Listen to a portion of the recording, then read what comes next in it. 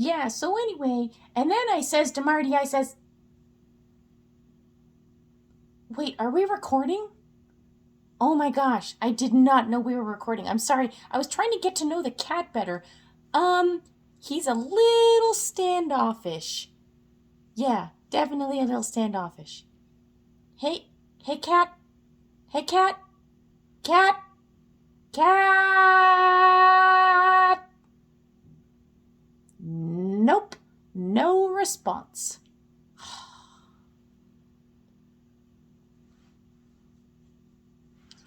One more? I've got to do one more of these intros? Two more? Okay, fine. But I'm going to want a raise. What?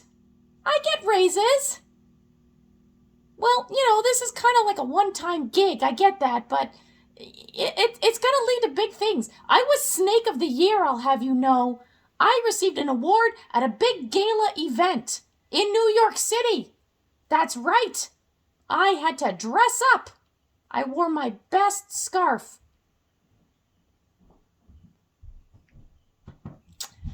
Beckett. Oh, you gave me this one? Beckett? Existentialism. All right, here we go, guys. Buckle up, because it's gonna get weirder. I know. I didn't think it could get any weirder either. And yet, here we are. Kind of a motto for life right now, don't you think? I know, right? The absurd.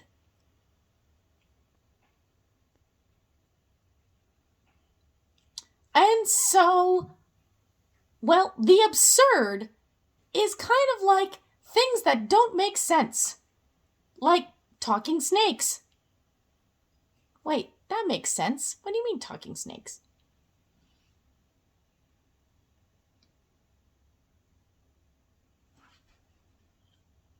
Okay, so apparently there was this genre of theater that came out after the Second World War called Theater of the Absurd. And it was, well, it was ridiculous. It was basically theater that didn't make any sense in order to point out that life didn't make any sense. And the fact that life didn't make any sense was kind of directly connected to the events of the Second World War. Because when you're living in a world that's full of death and destruction and fear, it's kind of easy to feel that life doesn't make any sense sometimes. Yeah, that's right.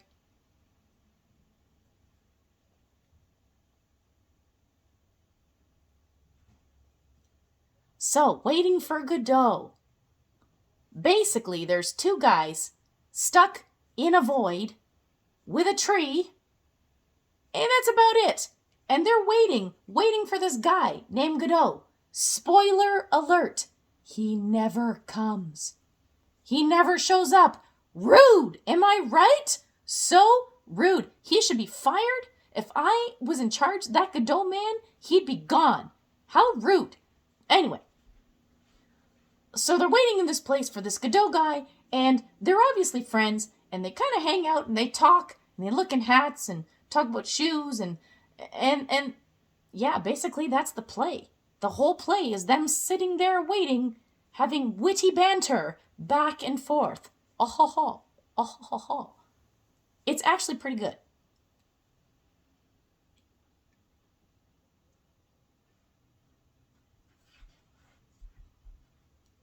Now, the thing with absurdism is it's easy kind of to get caught in the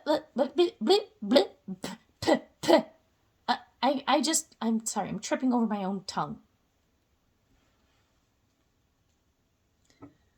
Okay, so the thing with absurdism is it's kind of easy to get caught up in the idea that life sucks and then you die, because that's kind of the message, that no matter how much we try and give meaning to life, it's futile. Futile. Because the universe is indifferent. It just doesn't care. Kind of like that cat. That's right, the universe doesn't care. It doesn't care if we want meaning and purpose in life. The universe is like, nah, bruh, you on your own. And we're like, what? What do you mean we're on our own? And universe is like, don't bother me. Don't bother me. I'm busy universing and stuff like that. So here's the thing with the absurd. The absurd stems from. So here's the thing with the absurd. The absurd stems from the conflict between the indifference of the universe and our plight as humans. So the universe is completely indifferent, and we, on the other hand, we want meaning. But the universe doesn't care. He's indifferent. He's like that cat. He just doesn't care. So, like, the universe is like, hey, we don't care about you. And we're like, hey, universe, give us meaning and purpose. And universe is like, nah, you on your own, man. And we're like, what? What do you mean? And universe is like, screw you. You're on your own. Forget about it. And just going off and doing its universe thing. And we're down here struggling every day, doing laundry and driving places and buying groceries and eating food, only to do it all again next day. And that is the absurd. But the thing is, although it sounds depressing, the thing with the absurd is finding the joy in the little moments. Although Vladimir and Estragon are stuck in this place for all eternity, just waiting, they have each other. They are united in their suffering. They share moments together. They hug, they laugh, they cry, they check each other's shoes and hats for things that just aren't there. And even though it's kind of sad, at least they're together. And that's what the absurd is all about. Finding the little things in life that bring you happiness.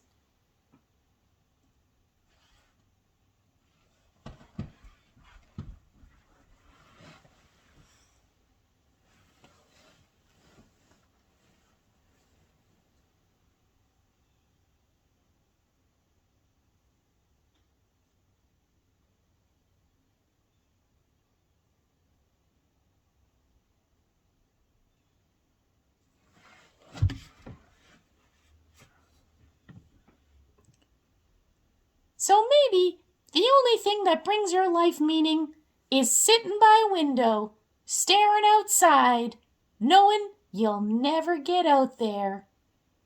Kind of sad, but still kind of nice. Right, Cat? Right.